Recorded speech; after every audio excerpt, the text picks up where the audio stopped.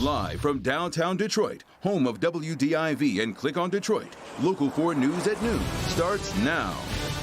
The heat wave continues across Metro Detroit. Local forecasters tracking the rising temperatures and when we could possibly see some rain over the weekend. Plus, controversy in Southfield after an anonymous donor buys prom tickets for vaccinated students. But we begin with breaking news from Detroit, where a young child has fallen from a window. It happened this morning on West Bethune. This is near the Lodge in the New Center area. Police say that the boy leaned against the screen and fell from the 7th floor. We're told that he is responsive at the hospital. We're working to get an update on his condition.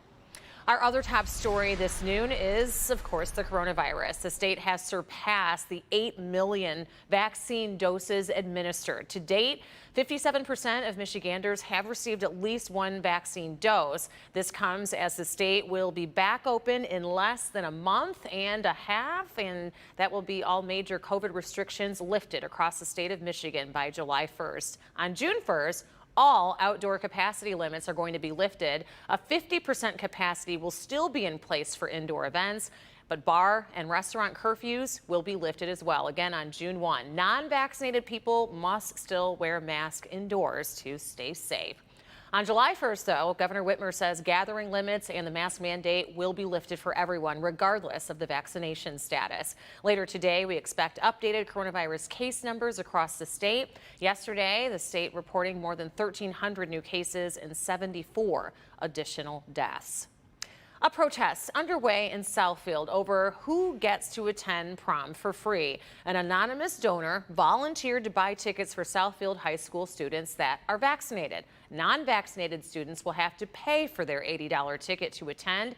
As Priya Mann shows us, protesters feel the gesture singles out those who are not vaccinated. A group of protesters believes the Southfield School District is letting students who get the shot attend prom for free while making students who don't get vaccinated pay $80 for a prom ticket.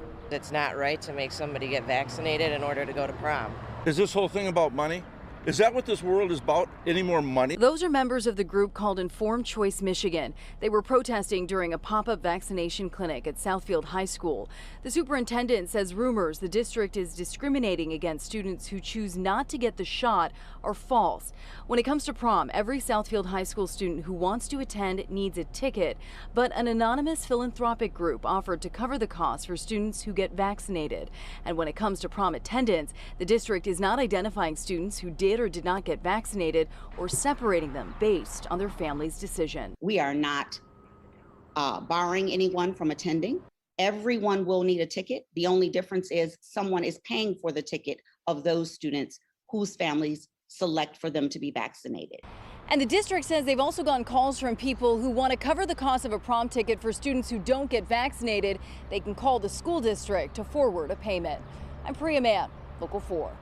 All right, Priya, thank you. July 4th is just around the corner, and it's the president's target date for 70% of Americans to have at least one vaccine shot. But now the health officials are saying even if you are fully vaccinated by then, there may be a need for a third shot later in the year. Sam Brock is in Miami with our COVID vaccine update. Americans today are edging closer to that goal of 70% of all adults getting at least one shot of the COVID vaccine by July 4th. That's the president's aspirations. Right now, we are just a tick under 61% and climbing. It comes, though, at the same time that Pfizer's CEO and Dr. Anthony Fauci are preparing for the possibility of a third booster shot being needed within a year. Pfizer's CEO talking about this, that the company is studying the efficacy right now of a third shot. The science should become clearer within the next couple of months, but he does expect a booster shot needed within 8 to 12 months of the first shot, which means if you're a frontline worker that got vaccinated back in December, you could be looking at a time frame of September of this year for your third shot. As far as what the current vaccines are doing, we're in South Florida where they have injected life into the economy here. Many of the restaurant tables you see over my shoulder are filled in the middle of the week. That is Miami, according to OpenTable, has seen an increase of more than 50% of seated diners since this time frame of 2019, pre-pandemic. Other major metros that have been under tighter restrictions for longer periods of time, like New York and Seattle, for example, are still down about 60 or 70%. But overall, the trend is going up. According to the company Yelp, they've seen an increase of reservations or requests for waiting lists, either online or on their mobile site, by 46% compared to where we were a couple of years ago, and that is nationally. In Miami, Sam Brock, NBC News. All right, Sam, thank you. Time now to talk about the weather. And speaking of Miami, it's pretty Miami-like around here right now, Brandon, with how warm it is, especially for this time of the year.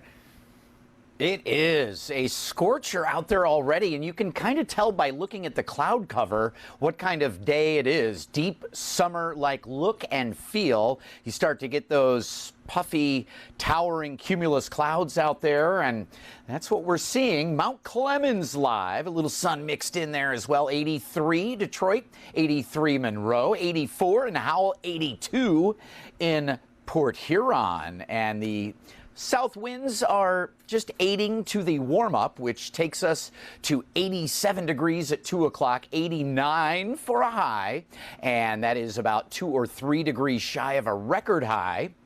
It is an ozone action day when we have sun and fairly light winds. The sun, the heat, mixed with pollution at the surface and create tough breathing conditions. So the air quality alert means a day to take ozone action. Reduce your energy use and wait until the evening to top off your tank or use any of your gas-powered lawn equipment. Just helps everybody else out. We continue the stretch of summer heat into the weekend, Rhonda. We're looking for rain, not to ruin anybody's parade or weekend, but badly needed coming up. Okay, Brandon, we'll check in with you shortly on that extended forecast, but now we want to turn to an update to a story that we brought you this morning. The body of a missing 40-year-old boater has been recovered in the water near Wyandotte. We are told that the man was with 2 other adults and they were attempting to get the boat, which had run out of gas, back to shore. Well, that's when the man fell overboard near Silver Shores Marina in the Detroit River. According to police, none of the 3 were wearing life jackets and they did not have a cell phone on board. A fight between 2 men leads to one of them being shot in downtown Detroit in the Greektown area. It happened near St. Antoine and Macomb. Police are telling us that moments after they received a 911 call about the shooting, they were able to follow the shooter's movements using Project Greenlight cameras that are all over the Greektown area. Officers were able to arrest the shooter and recover the gun he used to shoot the other man. So when we're moving, just an example that if you come down, and if you're here in the city of Detroit and you come down here with these violent, lawless acts, we will find you, we will arrest you, and hold you accountable. Good police work. The man who was shot remains in the hospital. Police have not said what started the fight. It's going to be another tough weekend to get around Metro Detroit because of freeway closure. Kim DeGiulio has a look at 2 big freeway closures you need to steer around. Happy Friday, everyone. Let's take a look at some construction to get around for the weekend. Northbound I-75 will close between I-94 and the Davison. That closure starts at 9 p.m. tonight, wrapping up Monday morning at 5 a.m. To get around this one, you can use Woodward.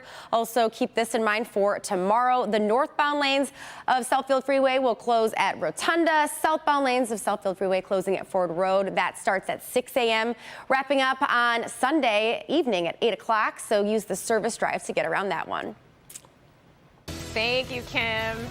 After days of unrest, the ceasefire begins in the Middle East. Find out what's next after nearly 2 weeks of the worst fighting in a decade.